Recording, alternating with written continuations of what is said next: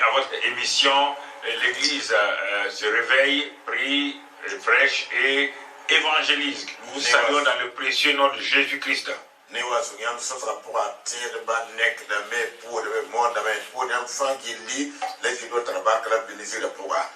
rendons grâce à Dieu notre Père pour sa grande fidélité. Il est le Dieu de toute fidélité et sa fidélité dure à jamais.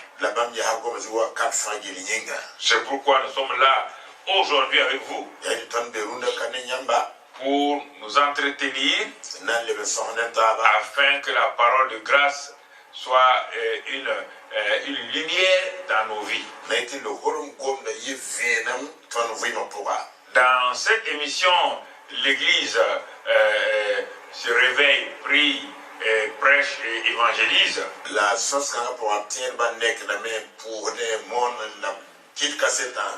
Nous avons déjà touché un certain nombre de sous-thèmes. Et nous continuons jusqu'à ce que je puisse épuiser une partie de mon thème pour passer le témoin à d'autres orateurs.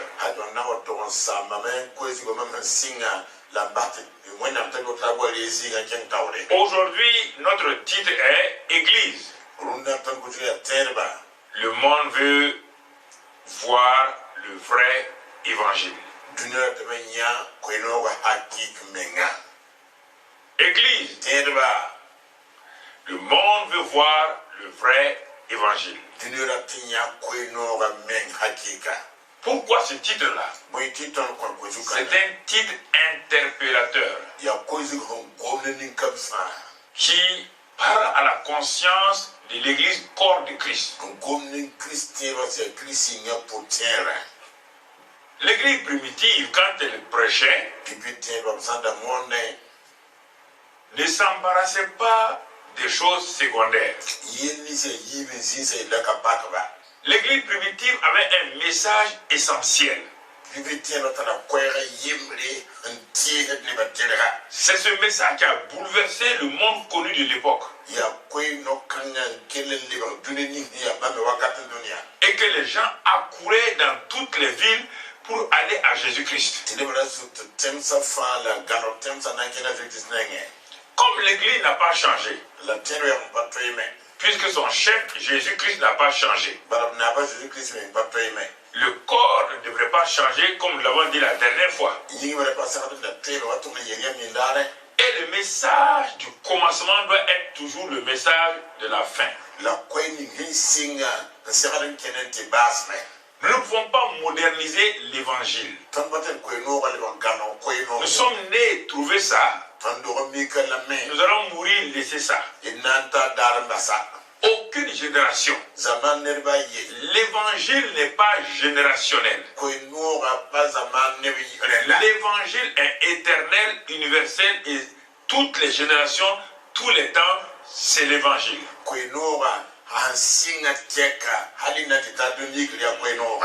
Donc, asseyons-nous aujourd'hui pour voir attentivement par quel moyen l'Église est l'Église primitive. Sans télévision, sans radio, sans les réseaux sociaux, cette Église est arrivée à gagner son monde, le monde qui était autour de lui.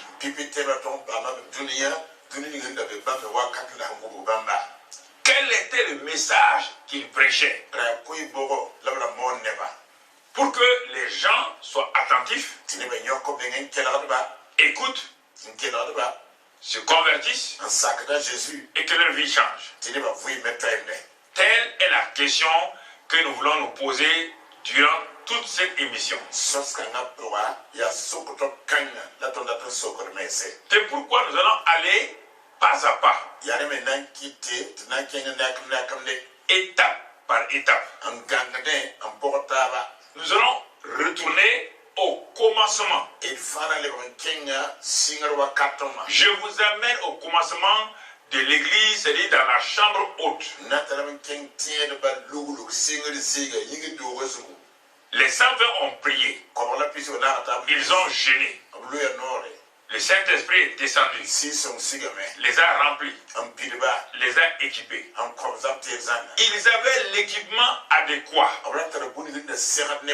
Mais l'équipement adéquat, sans le moyen, sans le message, ça ne donne rien. C'est pourquoi aujourd'hui, l'église des temps de la fin a des problèmes.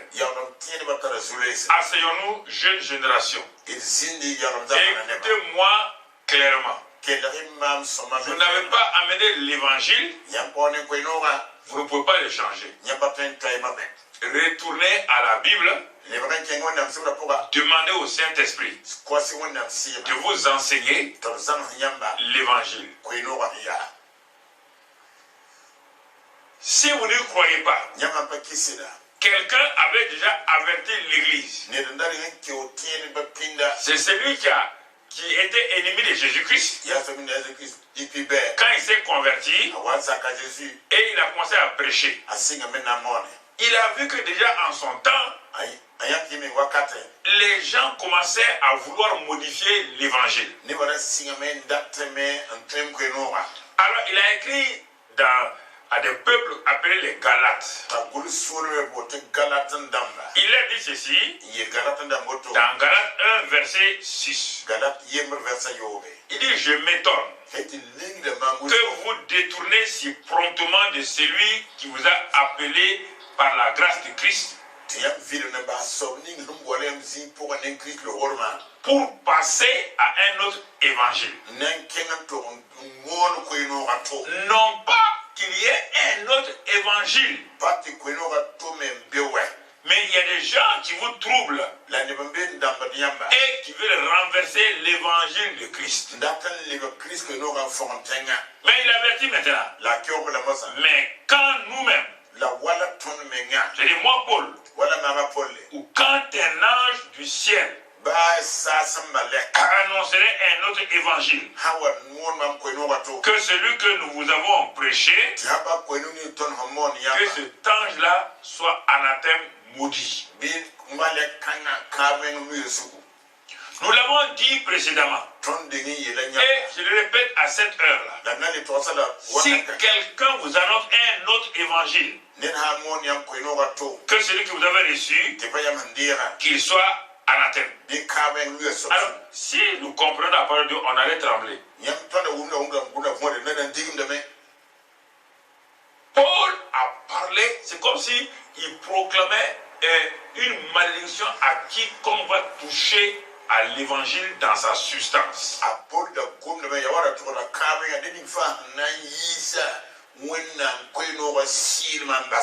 Mais comme les jeunes d'aujourd'hui pensent qu'ils ont une autre capacité, une autre onction, plus que les Pauls, alors c'est pourquoi ils s'aventurent dans des choses qui leur coûtent cher.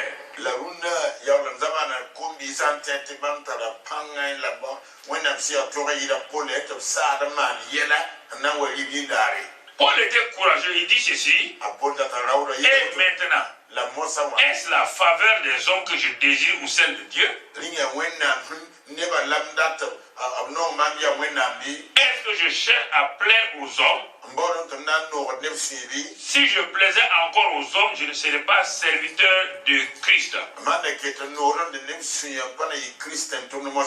Grand avertissement. Église, le monde d'aujourd'hui veut voir le vrai évangile, pas un autre évangile. Alors c'est pourquoi plusieurs personnes ont été converties sans entendre le vrai évangile. Ils ont été convertis comme ça, j'ai levé ma main, j'ai reçu Jésus. Mais on ne sait pas de quel Jésus il parle. C'est pourquoi leur vie est comme ça. Regardez leur vie.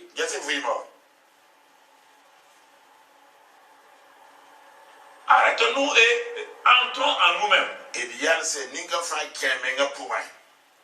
Nous allons examiner les premiers 120 disciples descendant de la chambre haute remplie du Saint-Esprit et revêtu la puissance du Saint-Esprit.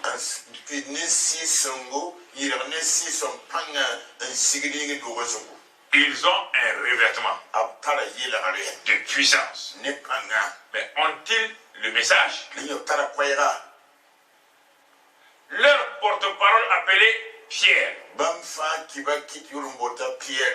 Je parle à l'église dans toutes ses composantes. Que vous soyez catholique, protestant, orthodoxe, écoutez la parole de Dieu. Ce n'est pas une affaire de religion, de credo ou dogme. Catholique, protestant, orthodoxe, pas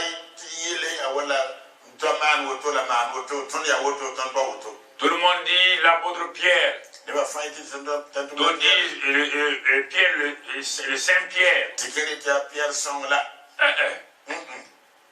Qu'il soit saint, qu'il soit apôtre. Quel est le message qu'il a reçu de la part de Dieu pour nous annoncer? Pierre n'est pas saint. Tout le monde est saint. Tous ceux qui ont cru en Christ, ils sont saints. C'est la Bible qui le dit. La Bible de Jérusalem, la Bible des moines de Maristou, la Bible de l'abbé Crampon, la Bible Louis II, c'est la même Bible. Elle n'a pas changé. Pierre ne s'est pas prêché. Quel est le message que le Saint-Esprit a mis dans la bouche de Pierre? Pierre qui n'osait pas parler devant les gens. Pierre qui était un peureux. Regardez le message qu'il va prêcher le jour de la Pentecôte. Et ce jour-là, il y avait au moins 13 à 14 nationalités du monde entier.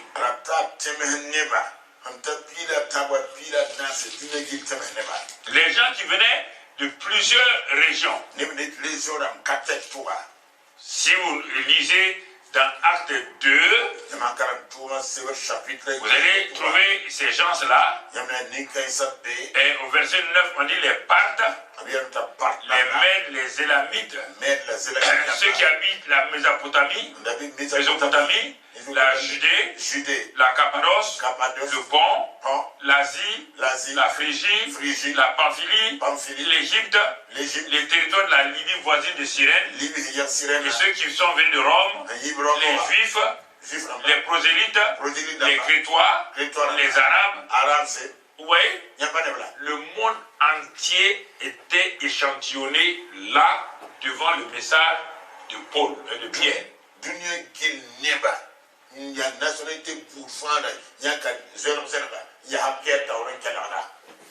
Vous entendez?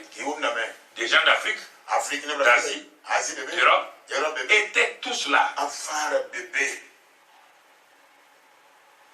Pierre va élever sa voix. Dans Acte 2, verset 22. Il descend de la chambre haute, rempli et équipé. Pierre dit, homme israélite, écoutez ces paroles. Écoutez ces paroles. Jésus de Nazareth, cet homme à qui Dieu a rendu témoignage devant vous par les miracles, les prodiges et les signes qu'il a opérés par lui au milieu de vous, comme vous le savez vous-même. Le message de l'évangile, le premier message de l'évangile, qui est le message modèle de l'église née dans la chambre haute. Il n'y avait ni catholique, ni protestant, ni orthodoxe. Dans la chambre haute, il n'y avait personne. C'était 120 juifs.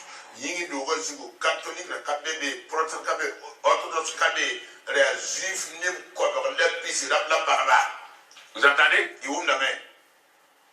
Voilà le message qu'ils ont donné.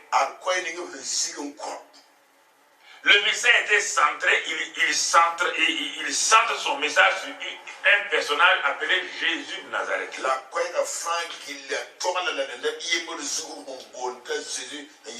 Il dit Jésus de Nazareth. Cet homme à qui Dieu a rendu témoignage. Alors, si Dieu a rendu témoignage à Jésus, si Dieu a glorifié Jésus et a mis son nom dans la boue de Pierre, alors nous, ancienne génération et nouvelle génération, quel est le nom qui est dans votre bouche régulièrement? À moi, c'est moi, c'est l'autre là, c'était le prophète là, c'était la prophétesse là, les 120 là. Est-ce que Pierre, maman Marie était là? Parmi les 120 là. Vous le savez, il ne faut pas nier. Elle était là. Est-ce que Pierre a parlé de maman Marie? Non. Est-ce qu'il a parlé des saints anges? Non. Il a parlé de qui? Jésus de Nazareth. Entrez en vous-même. Pourquoi ça ne marche pas? Pourquoi les gens sont obligés de mentir, de manipuler les gens, d'aller prendre des choses bizarres à gauche, à droite pour être des pasteurs? Regardez. Parce qu'ils n'ont pas le message. Prêchez le message et le Saint-Esprit va le confirmer et vous serez à l'aise. Vous n'avez pas besoin de tourmenter, séduire les chrétiens des autres pour venir dans votre église. Si vous êtes rempli du Saint-Esprit, revêtu de sa puissance, mon frère, ma soeur, prêchez le message en commençant par le personnage clé appelé Jésus-Christ de Nazareth. Donc ça veut dire que ceux qui écoutaient là, les nationalités qui écoutaient là, savaient que Pierre va parler de Jésus de Nazareth, que les gens ont cru qu'il était vaincu. C'est de ça. Il donne, ah, mais ce gars-là il est fort. Hein. Il va parler de quelqu'un qui a été vaincu, qui est mort, qui a été oublié.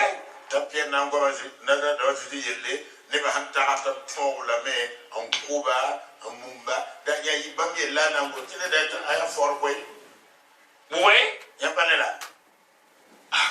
Il dit au verset 23, il dit cet homme-là, livré selon le dessein arrêté et selon la pression de Dieu, vous l'avez crucifié, vous l'avez fait mourir par la main des impies. Regardons, continuons toujours. Tous ceux qui ont prêché l'évangile ont commencé en mettant l'accent sur le personnage clé Jésus. Ce jour de la Pentecôte là, Pierre a mis l'accent sur Jésus de Nazareth. Pas quelqu'un d'autre. En Samarie, acte 8 et au verset 5. Voyons un diacre. Il arrive en Samarie. Il va parler de qui? Il est écrit Philippe et verset 5. Philippe étant descendu dans la ville de Samarie, il prêcha le Christ. Pierre a prêché Jésus-Christ. Philippe était là-bas. Quand il s'est converti et qu'à travers la persécution, il s'est trouvé à Samarie. Quand il a commencé à prêcher, il a prêché le même message. Le personnage central, Jésus-Christ. Continuons. Dans Acte 10, Acte 10, mon frère, regardons Pierre encore chez les païens. Acte 10, 34. Pierre se trouve chez les païens. Et au verset 34, il dit ceci, mon frère, alors Pierre ouvrant la bouche, dit en vérité, je reconnais que Dieu ne fait point exception de personne. Mais là, quand toute nation, celui qui les craint et qui pratique la justice lui est agréable. Il a envoyé la parole aux fils d'Israël en leur annonçant la paix par Jésus-Christ, qui est le Seigneur de tous. Pierre a parlé de Jésus à Jérusalem. Le diable Philippe a parlé de Jésus en Samarie.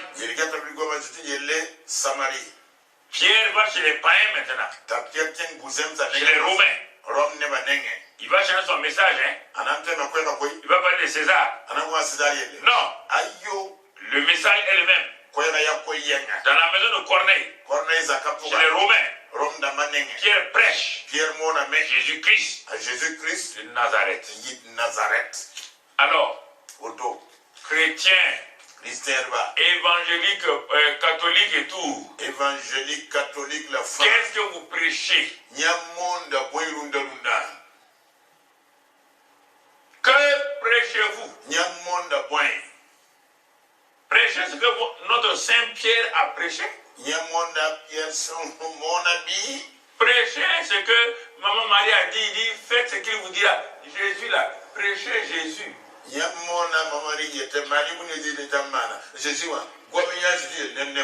Regardons l'ennemi principal de l'église, il s'appelle Saul de Tarse, acte 9. Il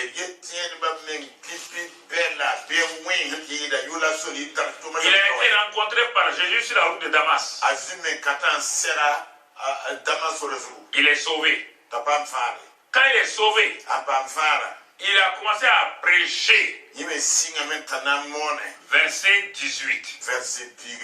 Acte 9, 18. Au même instant, et il tomba des yeux de Saul comme des écailles. Et il recouvra la vue et se leva, fut baptisé. Et après qu'il eut pris de la nourriture, les forces lui revinrent. Saul de Tarse resta quelques jours avec les disciples qui étaient à Damas. Verset 20.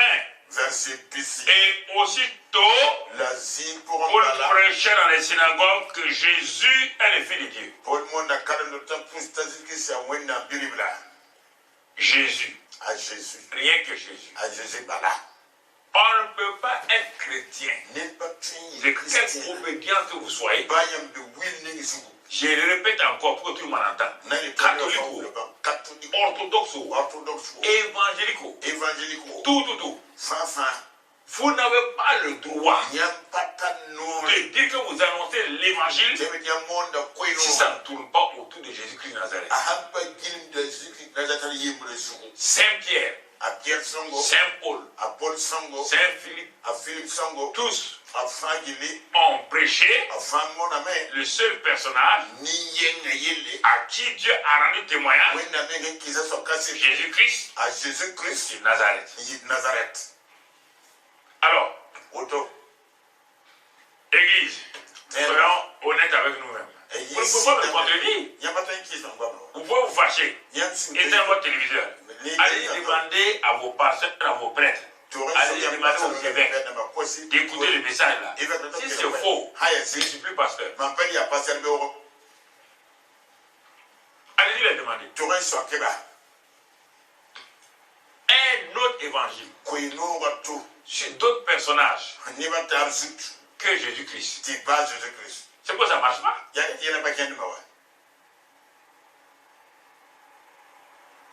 Frère, l'Église doit parler aujourd'hui de Jésus-Christ.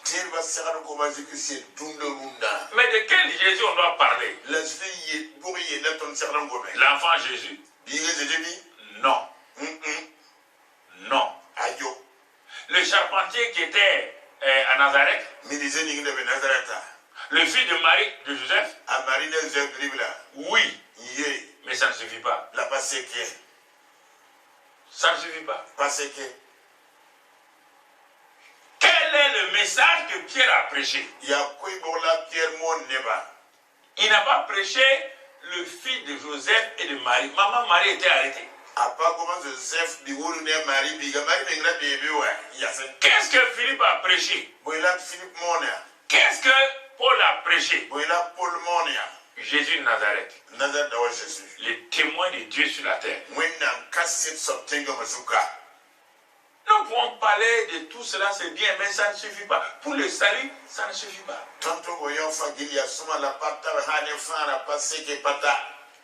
Parfois, les gens croient, parfois certains croient que quand on parle de... les gens croient que certains aussi parlent mal de Marie. Mais Marie est une femme privilégiée. Mais n'allez pas lui donner qu'elle fait des choses. Elle ne fait pas ça. Elle est au ciel tranquille. Laissez-la. Elle est au ciel. Elle est heureuse au ciel. Elle dit, parlez de mon fils. Prêchez mon fils. Laissez-moi tranquille.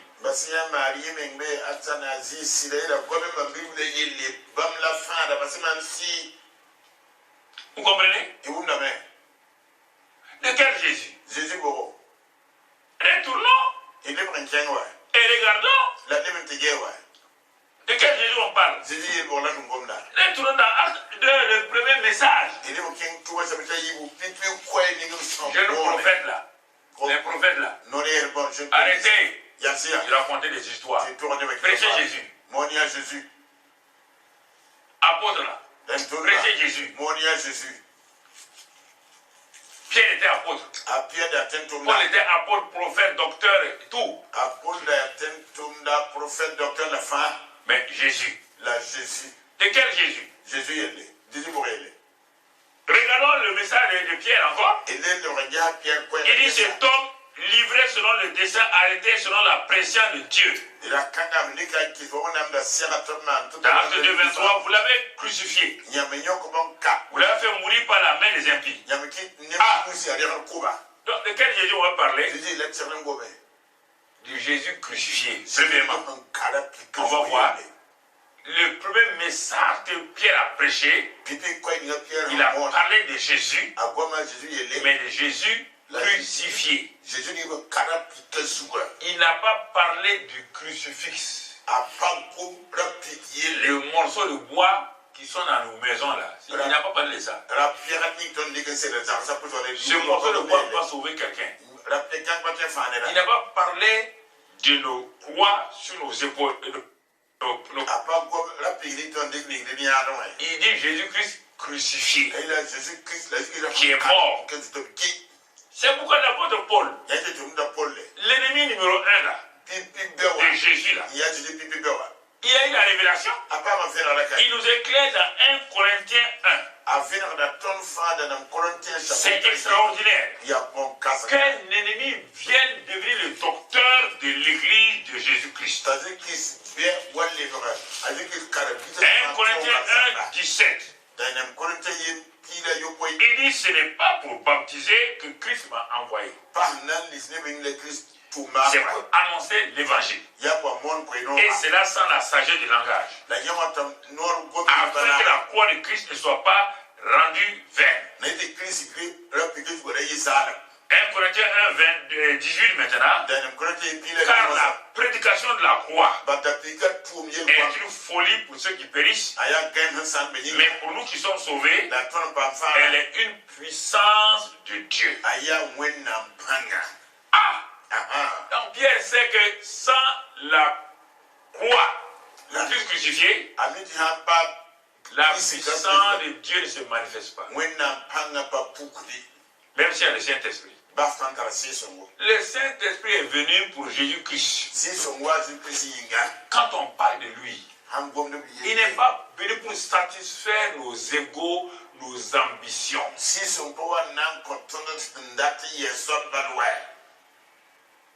Il dit, quand on prêche Jésus-Christ crucifié, quand on met l'accent sur la croix, la puissance de Dieu commence à se manifester.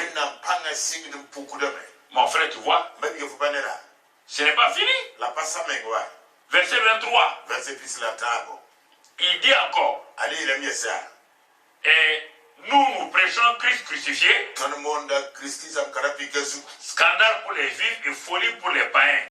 Pour ceux qui sont appelés, tant les juifs que grecs. Donc la puissance que nous voulons là, du Saint-Esprit là, elle se manifeste quand nous parlons de Jésus-Christ crucifié. Et ensuite, pas à pas, on va voir le reste.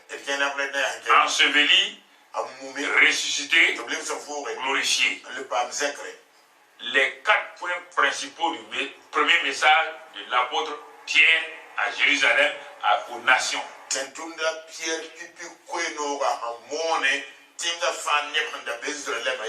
Corinthiens 2, verset 2. Paul dit aux Corinthiens et à nous tous. Car je n'ai pas eu la pensée de savoir parmi vous autre chose que Jésus-Christ et Jésus-Christ crucifié.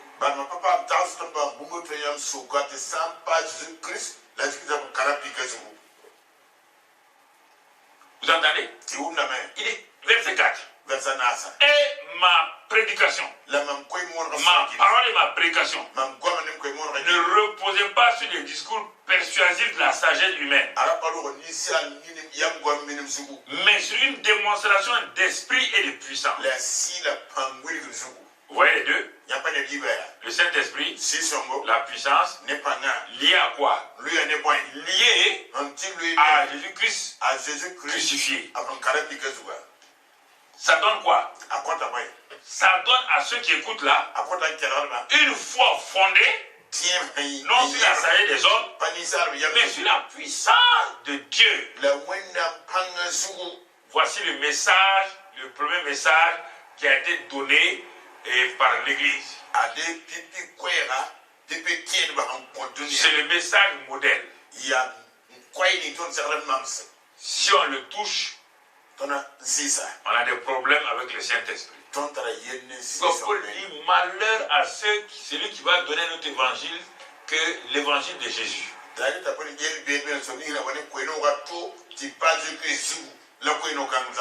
Jeunes gens, il faut trembler. Hein? Il faut arrêter vos rouba là. Élévation, démonstration, purification, justification, tout ça là, il faut arrêter.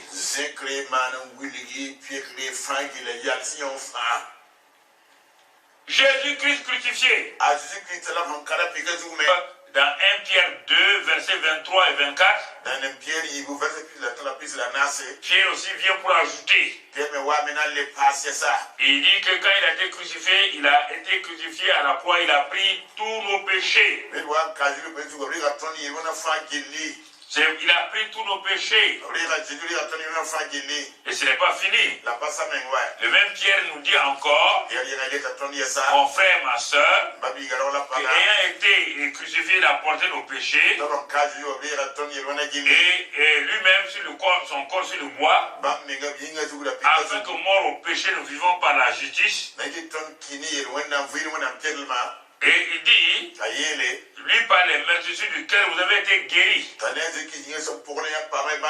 la mort, la croix, là, écoutez le but de Dieu. Nos péchés ont été placés sur lui. Nos maladies ont été placées sur lui. Pourquoi?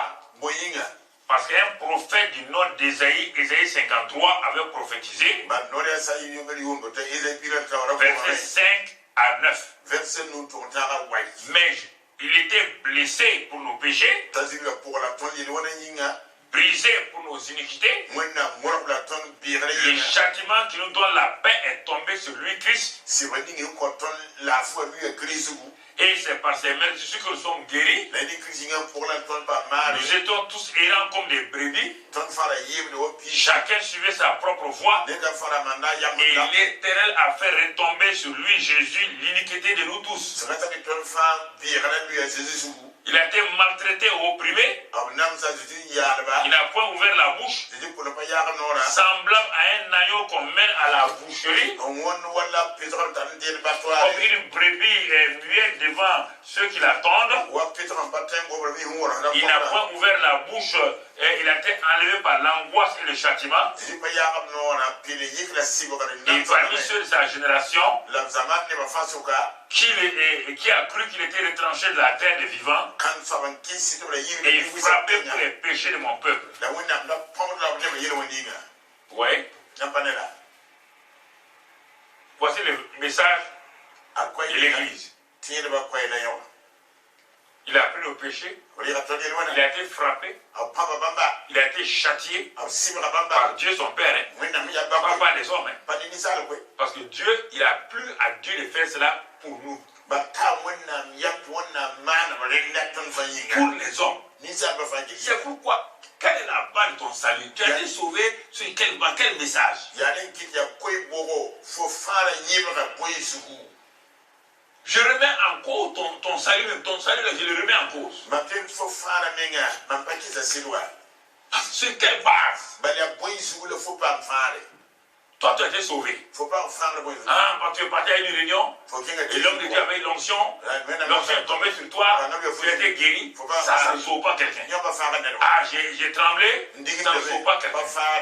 C'est le message de la croix. Christ crucifié. Il a pris mes péchés. Tous mes péchés. L'iniquité de nous tous est tombée sur lui. Il a été frappé, châtié à ma place. Il a ôté tous mes péchés. C'est ça qui donne la foi pour le salut. Tu entends? Et pour les maladies, nous avons dit, lui par les meurtrissures duquel nous avons été guéris. Verset 4, jour d'Ésaïe 53. Cependant, ce sont nos souffrances qu'il a portées, nos maladies. C'est de nos douleurs qu'il s'est chargé. Il a pris nos péchés. Il a pris nos maladies. Ce n'est pas fini. Dans Galates 3:13, à la croix toujours. C'est pourquoi le message de la croix est puissant. Galates 3:13. Christ nous a racheté de la malédiction de la loi, étant devenu malédiction pour nous. Car il est écrit, maudit est quiconque est pendu au bois du calvaire. Il a été maudit pour nous. Depuis Adam, jusqu'au dernier homme sur la terre, jusqu'à la fin de la terre, toutes les malédictions, il a porté ça. Il est devenu malédiction lui-même. Pour nous. Tu n'as jamais entendu ça. C'est pourquoi les gens te disent, viens, il va te bénir. Parce que tu es en malédiction générationnelle. Si tu avais cru ça là, même si tu penses que tu es en malédiction générationnelle, tu allais t'auto-délivrer. Pas besoin d'aller te mettre entre les mains des gens qui vont te traumatiser, qui vont prendre ton argent et qui vont te communiquer des démons en bagaille. Il faut arrêter ça. Quittez dans ça là. Prenez ce message là. Écoutez-le. Vous allez voir la puissance du Saint-Esprit dans votre vie. J'ai dit que vous allez voir la puissance du Saint-Esprit dans votre vie. Dans 2 Corinthiens 8:9, il dit il s'est fait pauvre pour nous, pour que nous entrons dans sa richesse. À la croix du calvaire, la pauvreté est tombée sur lui. Pour que nous, en retour, nous recevons sa richesse. On n'a pas de riches comme le monde. Quand on parle de ça, certains vont brandir, ils aiment l'argent. Quel argent? Toi, tu n'aimes pas l'argent. Et quitte là-bas. Toi, tu n'aimes pas l'argent. Menteur comme ça, menteuse. Toi, tu n'aimes pas l'argent. Pourquoi tu mens? Pourquoi tu escroques les gens? Pourquoi Pourquoi tu mens? Tu aimes l'argent. Nous, on parle ça clairement. Toi, tu joues à l'hypocrite. Tu comprends? Arrête ça. Chute dans ça. Et on continue. Mais là, c'est pas fini. Il n'a pas pris seulement nos péchés, nos maladies, nos malédictions, notre pauvreté. Il s'est occupé de l'arbre du péché que nous étions, qu'on appelle le vieil homme dans Romains 6. Quand Adam est tombé, nous avons pris la nature du péché, la nature de Satan. Tous étaient privés de la gloire de Dieu. Car tous ont péché. Il a non seulement pris nos péchés, mais il va s'occuper de notre nature adamique qui produit le péché régulièrement, qu'on appelle l'arbre du péché.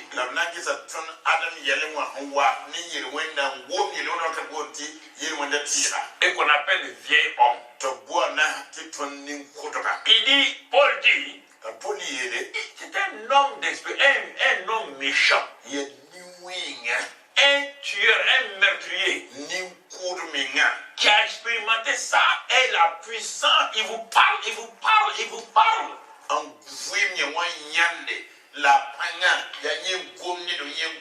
Il dit, vous devez savoir que notre vieil homme là a été crucifié avec Jésus-Christ. Pourquoi? Afin que le corps du péché fût détruit, pour que nous ne soyons plus esclaves du péché. Car celui qui est mort est libre du péché.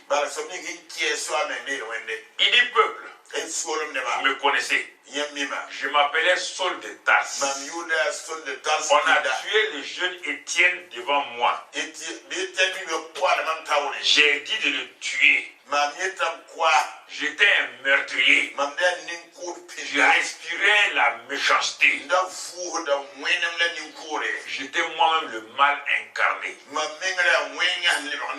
Mais quand j'ai rencontré le Jésus crucifié, enseveli, ressuscité, glorifié, regardez-moi. Regardez-moi. Mon vieux homme a été crucifié. C'est cela que j'ai dit aux Galates, dans Galates 2, verset 20. J'ai dit aux Galates, là-bas j'ai parlé à la première personne du singulier je. J'ai été crucifié avec Christ. Si vous ne le savez pas, moi je le sais. Je te pose la question. Pasteur, même toi qui prêches là. Tu as rencontré quel Christ? Regarde ta vie, c'est pourquoi toi-même tu es inconstant. Tu as été converti par prophétie. On se convertit par prophétie. La prophétie a une puissance pour convertir quelqu'un. Il n'y a que la croix. Regardez. Pourquoi? Est-ce que Paul a déjà dit, ah, je suis devenu meurtrier encore? Mes vieux péchés là sont revenus. Alors pourquoi vous, au vieux péché là, revient tout le temps? Le vieux homme n'a pas été crucifié. Il a été simplement évanoui. Évanoui. Quand il s'est réveillé, il a continué son ancienne vie. Tu étais un alcoolique évanoui. Quand on a prié, tu t'es réveillé. Tu es toujours alcoolique. Je suis chrétien. Un évanoui ne peut pas changer de vie. Escroc évanoui. Menteur évanoui. Adultère évanoui. meurtrier évanoui. Mais quand il va se réveiller, il va continuer à vivre comme il est. Beaucoup de gens qui s'appellent chrétiens étaient des évanouis, pas des crucifiés. Paul dit en tout cas moi, j'ai été crucifié avec Christ. Et si je vis maintenant, ce n'est plus moi qui vis, car Christ vit en moi. Parce qu'on ne prêche pas assez la croix, c'est pourquoi les gens sont sauvés à moitié, libre.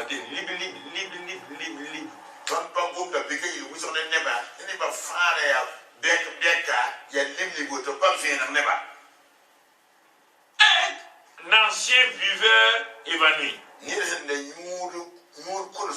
qu'on réveille et qu'on part plonger dans l'eau froide qu'on appelle baptême. L'eau froide va le réveiller. Mais quand il va sortir là, laissez-le aller au soleil. Le premier bar qu'il va rencontrer là, il va rentrer là-bas. Quand il tient le verre là, il va dire Seigneur, pardonne-moi. Mais comme je suis sauvé là, pardonne-moi. Il va envoyer l'alcool. Dans nos églises, il y a plein de gens qui traînent comme ça, les femmes comme les hommes. Et pasteur et prêtre, et le courage de vous regarder face à face, ayons le courage, et regardons, regarde-toi. Regarde quand les gens quittent la messe là, regarde là où ils vont. Quand les gens quittent le temple là, regarde où ils vont. Si tu me dis c'est faux. Qu'ils quittent les temples évangéliques, qu'ils quittent les cathédrales catholiques, regarde là où ils vont. Tu sauras que c'était des évanouis qui sont arrivés, qui ont été plongés dans une eau froide, qui ont reçu l'eau froide sur leur tête, mais leur intérêt n'a jamais été changé. Il n'y a que la croix qui a la puissance de transformer l'homme de fond en comble. C'est ça que les témoins Saul de Tarse nous dit. Mon frère, ma soeur, ce n'est pas fini. La croix ne s'est pas arrêtée à notre vieil homme. La croix est partie plus loin. Quand la croix était là, quand Jésus a dit tout est accompli, regardons Colossiens 2,15. Colossiens 2,15. On va voir la croix face à Satan. Il dit verset même 14. Il a effacé l'acte dont les ordonnances nous condamnaient et qui subsistait contre nous. Et il a détruit en le clouant à la croix. Ça c'est la loi. Il a cloué. Il n'a pas cloué Satan à la croix. Regardons ce qu'il a fait à Satan. Verset 15. Il a dépouillé les dominations et les autorités et les a livrées publiquement en spectacle en triomphant d'elle par la croix. La croix est un triomphe absolu de Jésus et de son corps sur Satan.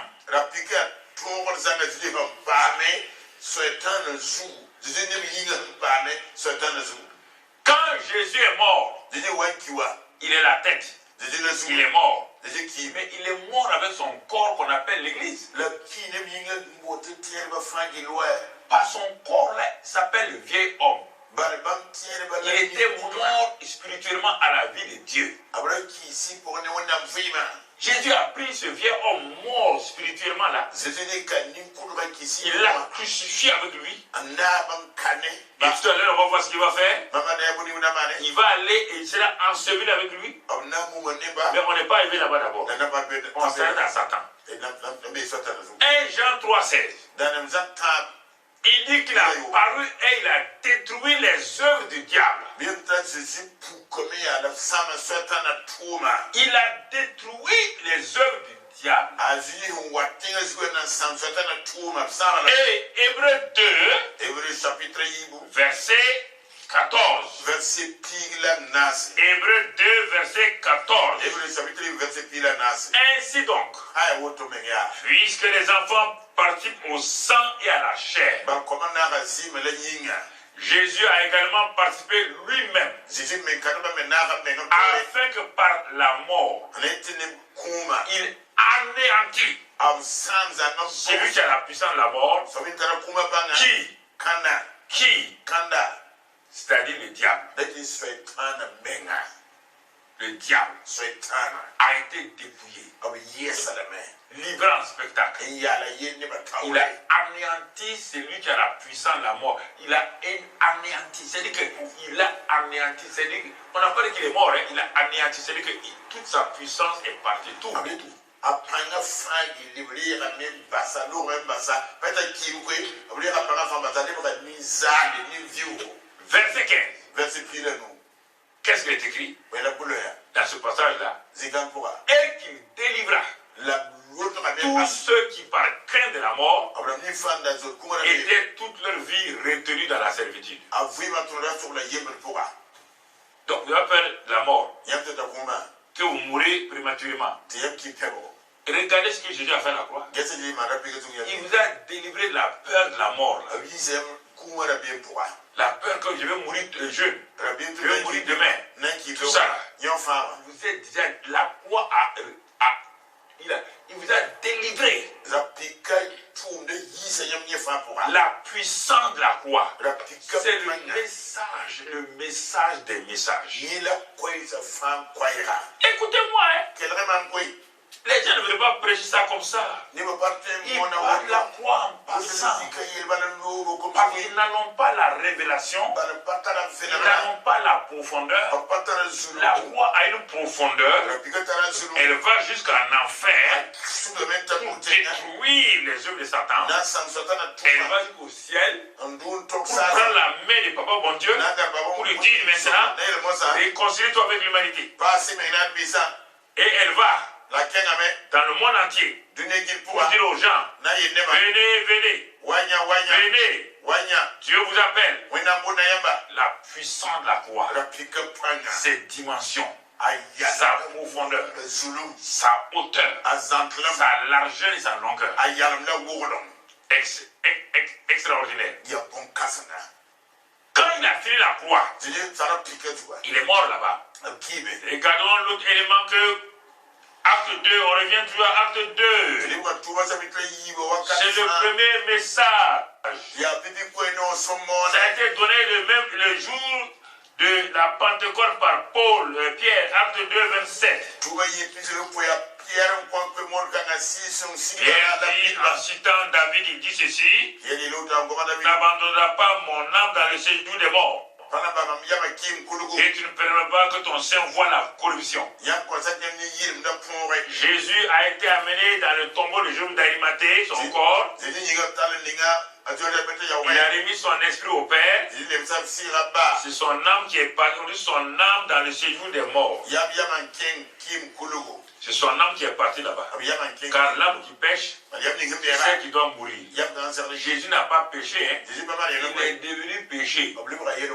Ça c'est pire même encore. Mais en allant là-bas, il a amené l'âme de son corps, de vous et de moi. Il nous a amenés dans le séjour de moi dans l'enfer. Pendant 3 jours. 3 jours. Ton âme et l'âme de Jésus étaient dans le séjour des morts. Il est parti là-bas pour expier les péchés des hommes. Quiconque croit en lui, désormais, quiconque croit en sa crucifixion, en sa mort, puisse ne plus aller dans cet endroit qu'on appelle le séjour des morts. Si par malheur vous partez là-bas, la prière de votre père, la prière de vos enfants ne peut pas vous sortir de cet endroit-là.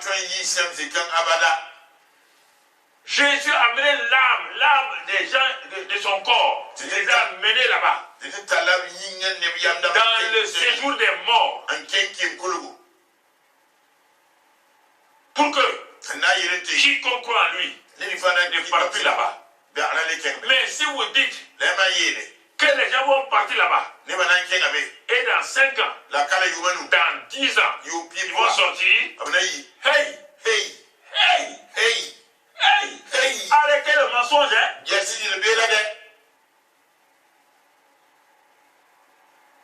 Ok.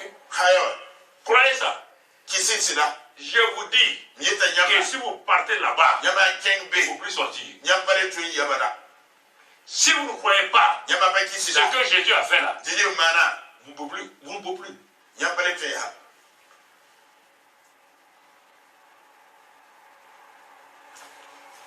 Premier élément, Jésus-Christ crucifié. Enseveli. Troisième élément, ressuscité. Acte 2, 32, le premier message. Premier message de l'Église. C'est Jésus que Dieu a ressuscité. Nous en sommes témoins. Il l'a ressuscité. Nous aussi, nous sommes ressuscités. Il a été crucifié. Notre vieux homme a été crucifié. Il a été enseveli. Notre âme a été ensevelie. Il a été ressuscité. Nous aussi, nous sommes ressuscités. Si Jésus n'est pas ressuscité, écoutez-moi, 1 Corinthiens 15, 12. Il dit, Saul devenu Paul. Si l'on prêche que Christ est ressuscité des morts, comment quelques-uns parmi vous disent qu'il n'y a point de résurrection des morts? S'il n'y a point de résurrection des morts, Christ non plus n'est pas ressuscité. Et si Christ n'est pas ressuscité, notre prédication est donc vaine. Donc, tout ce que nous disons dans les églises, dimanche, dans nos cathédrales, tout est faux. Si Christ n'est pas ressuscité. Et votre foi est aussi vaine. Tu es chrétien et tu ne crois pas à la résurrection. Ta foi est vaine. Vaine. Et vaine. Église, prêchons le message de la croix, de l'évangile, de la puissance de Dieu. Verset qui suit. Mon ami, regardons la suite. Il dit si Christ n'est pas ressuscité, il se trouve que nous sommes des faux témoins à l'égard de Dieu.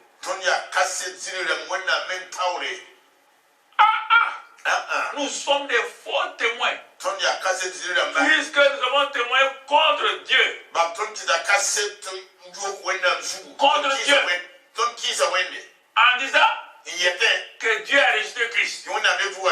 Tandis qu'il n'aurait pas ressuscité. Si nous disons que les morts ne ressuscitent point, donc on a même fait Dieu menteur. Car si les morts ne ressuscitent point, Christ aussi n'est pas ressuscité. Mon ami, votre foi est vaine. On va au verset 18. Et par conséquent, écoutez maintenant, aussi, ceux qui sont morts en Christ là, sont perdus.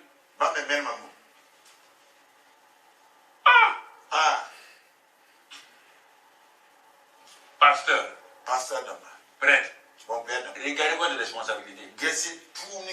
Vous dites aux gens de croire à notre évangile.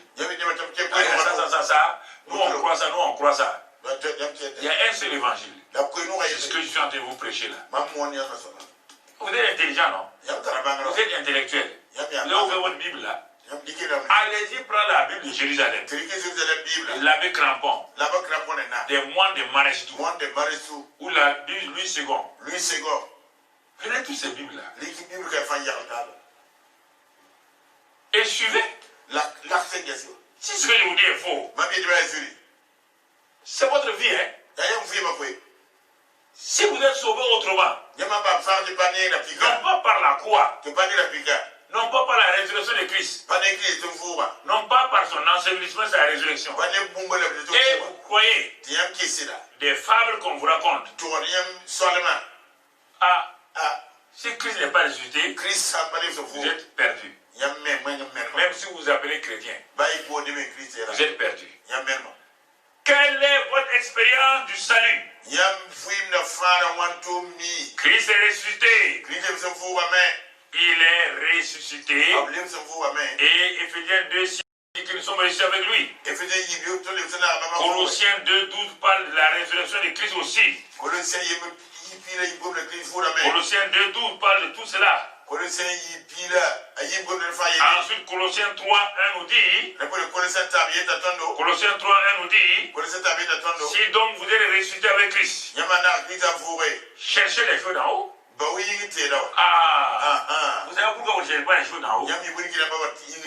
Les choses d'en haut, c'est quoi? C'est la justification. C'est la sanctification. C'est la vérité. C'est toutes ces choses, l'humilité. Et la foi. C'est ça les choses d'en haut. La poule n'a jamais cherché les choses d'en haut. La poule dit cocotte.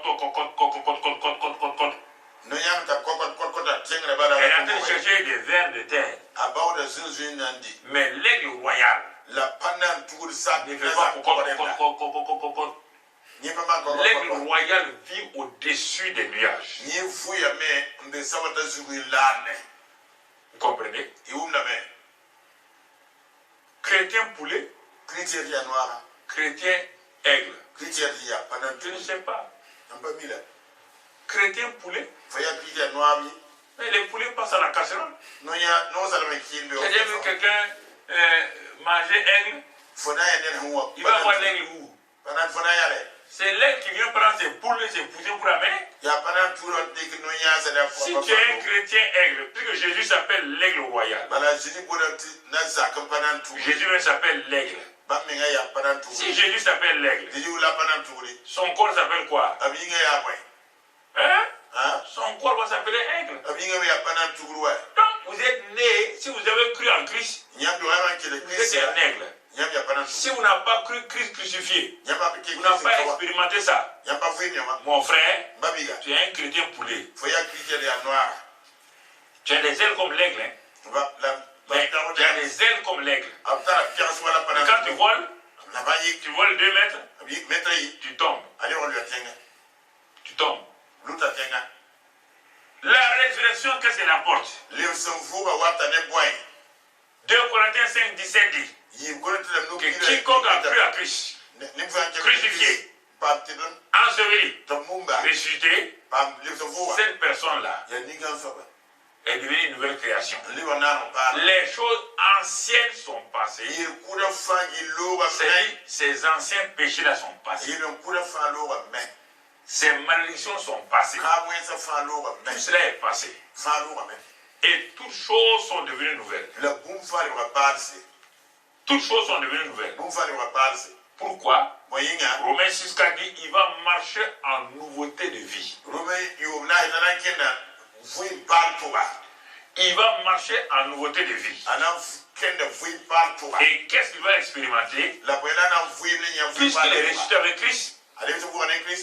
Et quand Christ est ressuscité, mon frère, ma soeur, dans Philippiens 3, verset 10, il va expérimenter, il va voir quelque chose.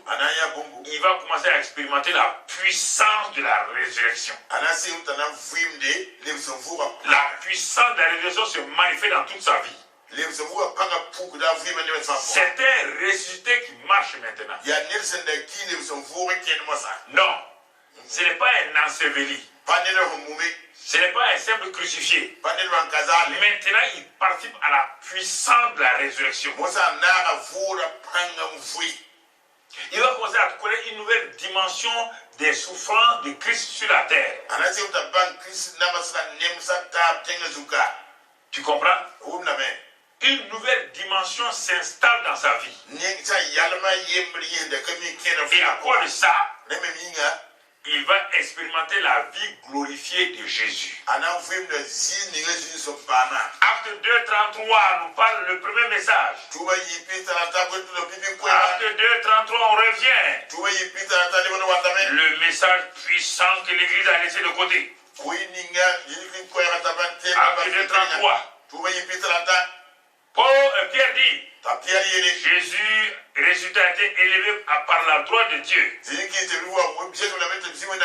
a reçu du Père le Saint-Esprit qui avait été promis et il a répandu, comme vous le voyez et l'entendez. Que toute la maison, 36, toute la maison d'Israël sache, donc avec certitude, que Dieu a fait Seigneur et Christ, ce Jésus que vous avez crucifié. Le cycle est fini. Pour Jésus, il est retourné dans sa gloire. En tant que Dieu, il est Dieu. Il n'est pas un deuxième Dieu ni un troisième Dieu. Il est Dieu incarné.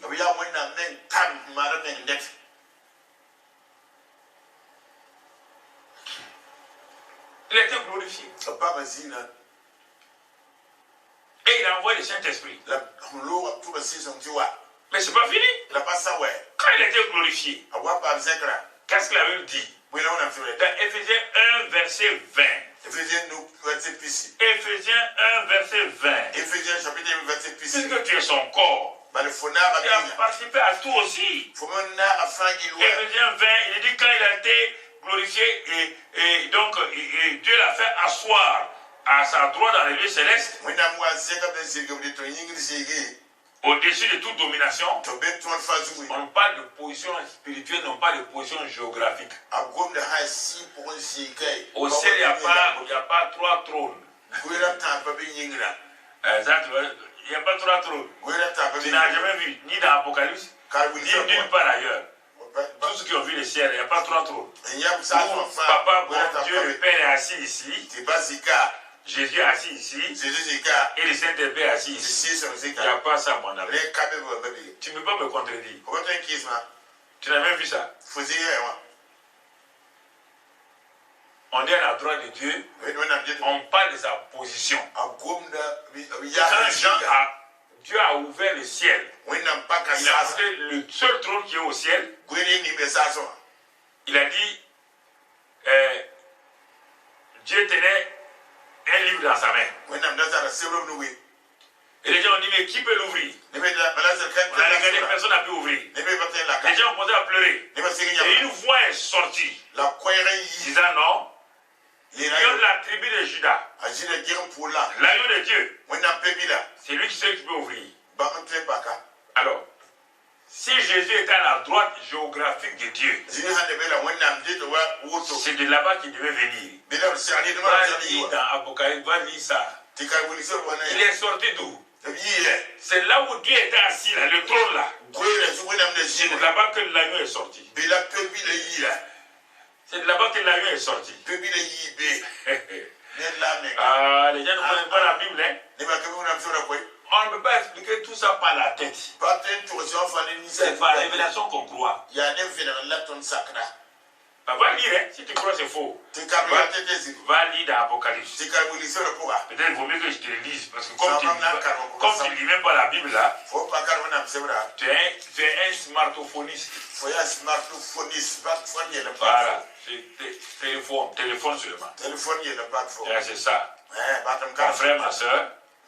Et qu'est-ce qu'il est écrit là-bas?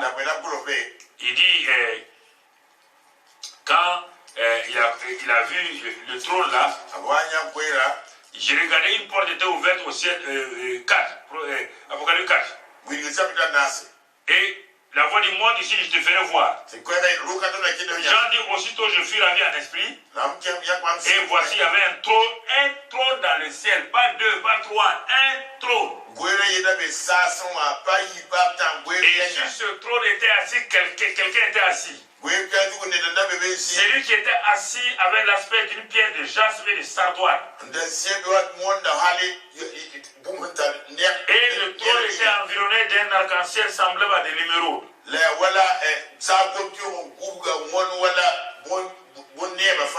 Vous voyez bien, frères et sœurs, c'est important. Chapitre 5. Quand il a vu ce qui était assis sur le trône là, il a vu un livre dans sa main. Ça, c'est chapitre 5 maintenant. Qui est dit d'ouvrir 10 langes? Personne. Dans le ciel ni sur la terre. Les gens ont commencé à pleurer.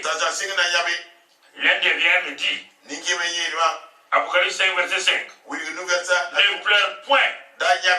Voici les lions de la tribu de Juda, le légion de David, a vaincu pour ouvrir le livre et ses 7 sceaux. Verset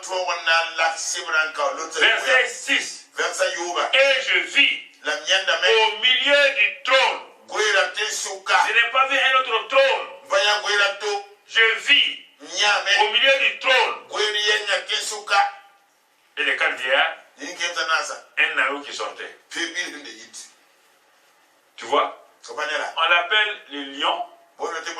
C'est un agneau qui sort. Le mystère de Dieu là. Le mystère de Dieu est révélé Christ. Tous les trésors de la saille de tout. Colossiens 2, 2, 3. Toute la plénitude de la divinité était en lui. On dit un lion sort. Qui sort? Un agneau. Jésus.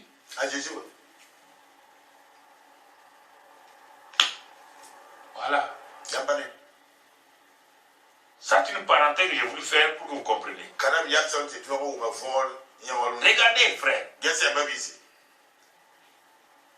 Il est assis au-dessus de toute domination. Mais il nous a amenés là-bas.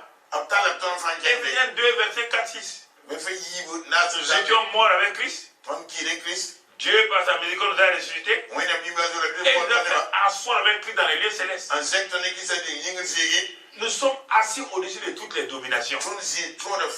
Mais si toi, tu n'as pas entendu l'évangile de Jésus crucifié, enseveli, ressuscité et glorifié, et toi, tu veux exercer le pouvoir sur les démons, ils vont rire à ton nez, ils vont te fouetter comme les filles de Séva.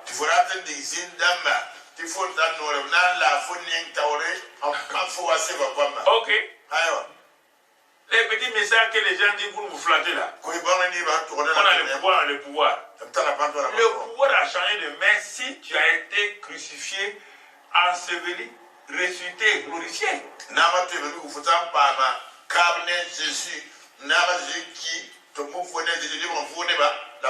pas un homme qui était évanoui et réveillé.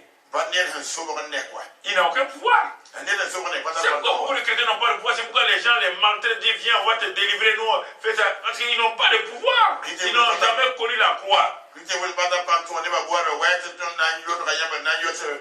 n'ont jamais connu l'évangile de Jésus-Christ, la croix. Alors mon frère, ma soeur, regarde le résultat du message de Pierre. Verset 37, acte 2 toujours, on va voir que le message là était puissant. Après avoir entendu ce discours, toutes les nations qui étaient là eurent le cœur vivant touché. Et dire à Pierre et aux autres apôtres, donc à tous les 120 qui étaient là, oh frère, que ferons-nous? Pierre leur dit, répentez-vous, que chacun de vous soit baptisé au nom de Jésus-Christ pour le pardon de vos péchés, et vous recevez le don du Saint-Esprit, car la promesse est pour vous, pour vos enfants, et pour tous ceux qui sont au loin, en aussi grand nombre que le Seigneur notre Dieu les appellera. 41. Ceux qui acceptaient sa parole furent baptisés. À ce jour-là, le nombre de disciples s'augmenta d'environ 3000 âmes. Puissance de la croix. Regardez sa puissance. Toi, tu prêts, même pas 10 personnes sont sauvées.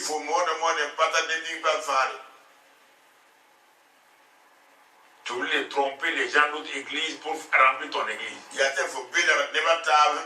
il y a un réveil ici. Venez, il y a un réveil. Quel réveil?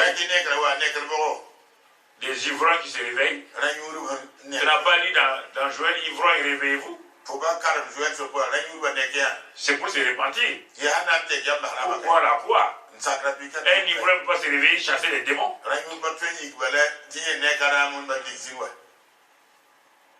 Et tu comprends? 3000 personnes ils ont crié la puissance. Pierre est étonné. Un message en 4 points. Mais regarde son effet sur la foule là. Les gens crient. Crient. Dans Acte 8, Philippe, à partir du verset 5, Philippe rentre en Samarie. La ville est bouleversée. Il prêche quoi? Christ. Crucifié. Enseveli. Ressuscité. Glorifié. Le Saint-Esprit dit, ah, ça c'est le bon message. Il descend. Les gens sont guéris. La ville est remplie de joie. La ville, lis, verset. La ville était remplie de joie. Remplie de joie. Des miracles de tout genre. Et le plus grand sorcier de l'époque, Simon le magicien, il s'est plié en deux. Car lorsque deux verbes se suivent, le second se met à l'infinitif. Simon s'est mis à l'infinitif. Il a plié genoux devant le nom de Jésus. Or, on disait avant que Simon est la grande puissance de Dieu. Il vient de rencontrer la super puissance. Super power. Super power. C'est ça. La puissance a plié devant le super power.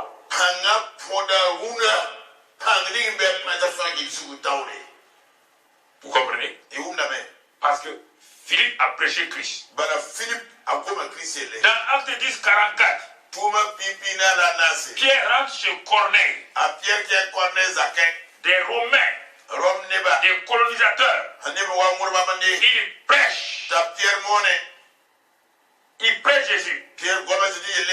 Et comme Pierre prononçait encore ces mots, que tout le monde doit croire que Jésus est le sauveur. Quand il a dit ça, le Saint-Esprit dit paille sur le message. Saint-Esprit descend. Tous ceux qui écoutaient quel message? Le message de Jésus-Christ mort, enseveli, ressuscité et glorifié.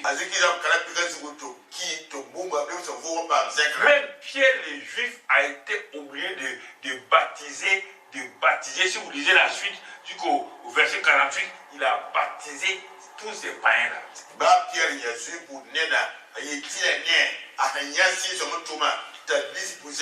Il ne pouvait pas contredire son propre message. Tu as dit que tous les prophètes ont dit de Jésus que quiconque croit en son nom, il va recevoir le salut. Ils ont cru. Ils sont remplis du Saint-Esprit. Pierre, eux tu les baptises. Ta doctrine là, j'ai mis de côté, dit le Saint-Esprit. J'ai mis de côté. Tu m'entends? Vous m'entendez?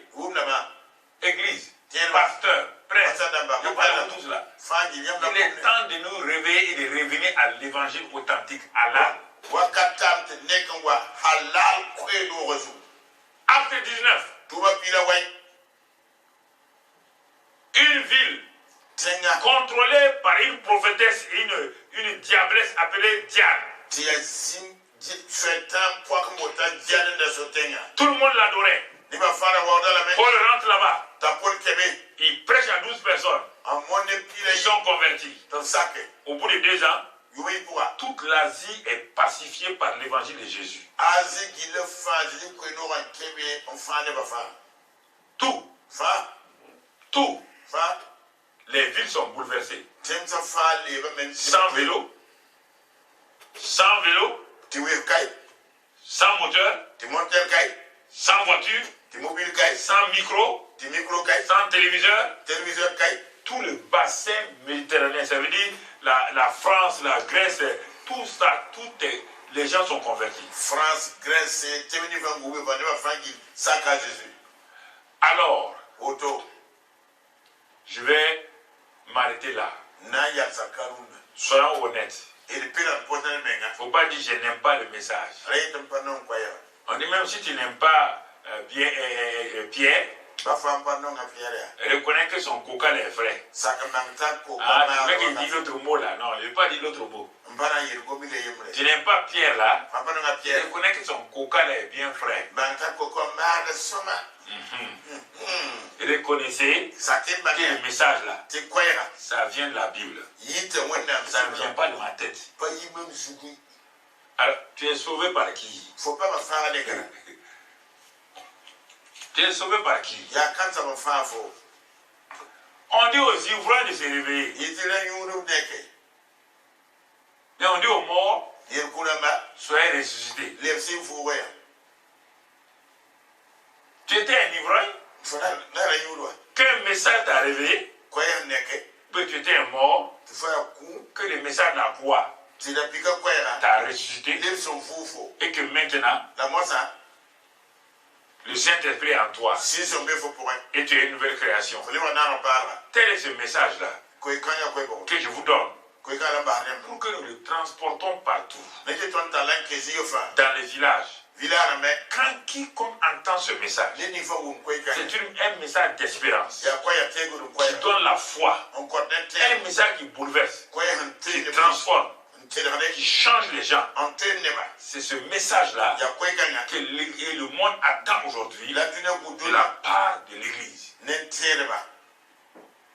C'est ce message qui change les gens. Que la grâce de Dieu nous aide à revenir au message de l'évangile. Que nous le prêchons. Que nous puissions l'expérimenter. Que nous amenons les gens à l'expérimenter. Et le reste là va suivre. C'est le message locomotive. Car les wagons marchandises là, les wagons voyageurs là, n'ont pas d'importance. Les wagons de la prospérité, les wagons de l'élévation ne peuvent rien faire si le moteur de la croix n'est pas là. Les wagons n'ont aucune puissance pour nous amener au paradis. La clé du paradis vous est remise, utilisez-la au nom de Jésus. Parce qu'il a fait. Et vous allez voir que votre vie change. Vous êtes guéri, béni, libéré, positionné, et vous marchez dans l'autorité. Que sa grâce soit sur vous, et que sa paix sur vous. L'Église se réveille, prie, prêche, évangélise. Quoi? Jésus-Christ est Seigneur. Amen. Amen.